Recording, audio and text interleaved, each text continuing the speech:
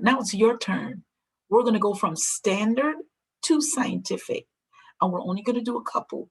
You're going to do the rest. So, how do we turn this number into scientific notation? This standard form, remember first?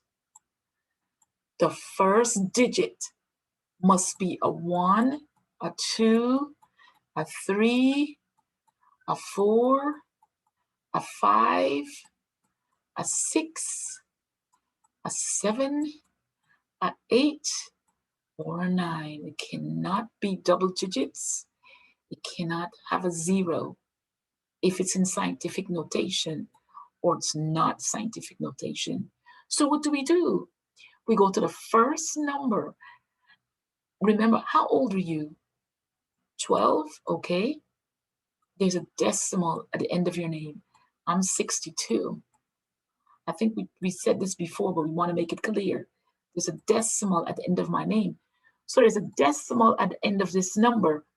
And we're going to move the decimal back all the way until our first digit is one of these numbers. And here we've got 1.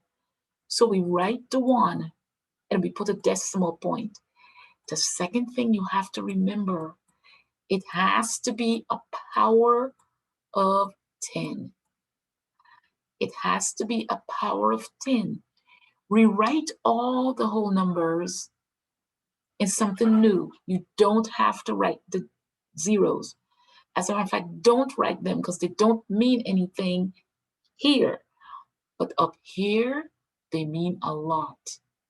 It tells you how to write our exponent. So we're going to write times 10, and we count everything in the box where we move back the decimal, and it's 3, 6, 9. So that's a positive 9. So the third thing is, let the exponent tell us how many places to move back.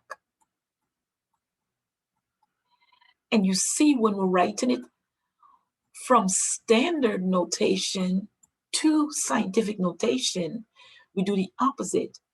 We move forward when we're writing it in standard, but we come backward when we're writing it in scientific notation. Do you think you have that one? Shall we do a next one? Let's do this one.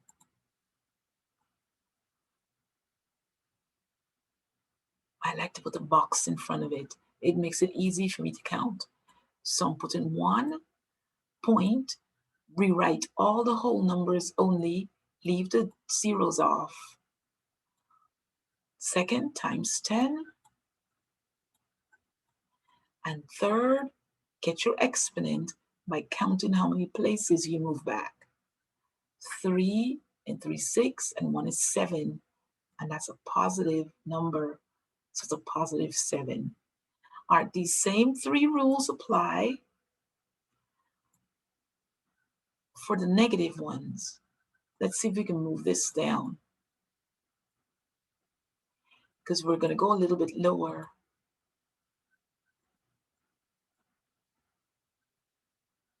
All right.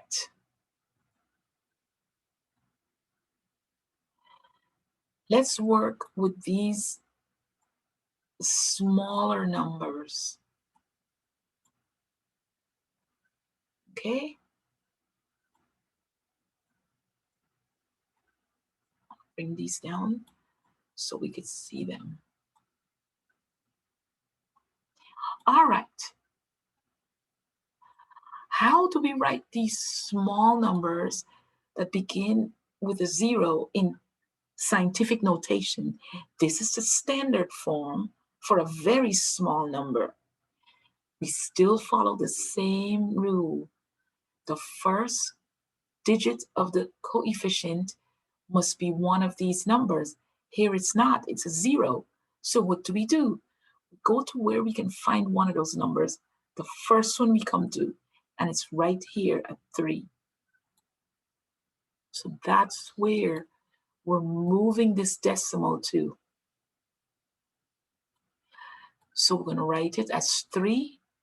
And since everything else is zeros, we're just going to go right to the second rule, the powers of 10.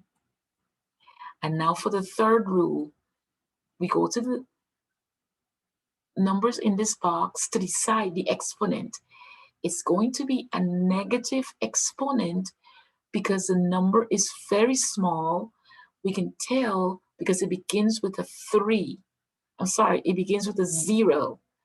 It begins with no whole number.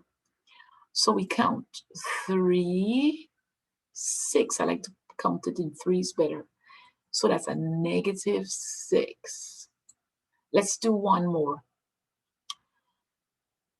Find the first digit, the first one you come to. That's a 6. So I'm going to put the decimal between the 6 and the 1. And I'm going to write the 6 as my first digit. Rewrite all the whole numbers as you see it. Don't worry about the zeros to write, but we need it to count. Go to powers of 10. And now go to the exponent by counting how many places we moved the decimal, in this case, forward. So that's 1, 2, 3, 4, 5, 6.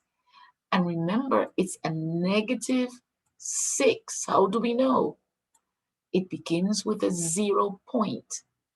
It begins with a 0 point.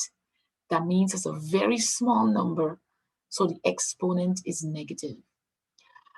That's pretty much what we do.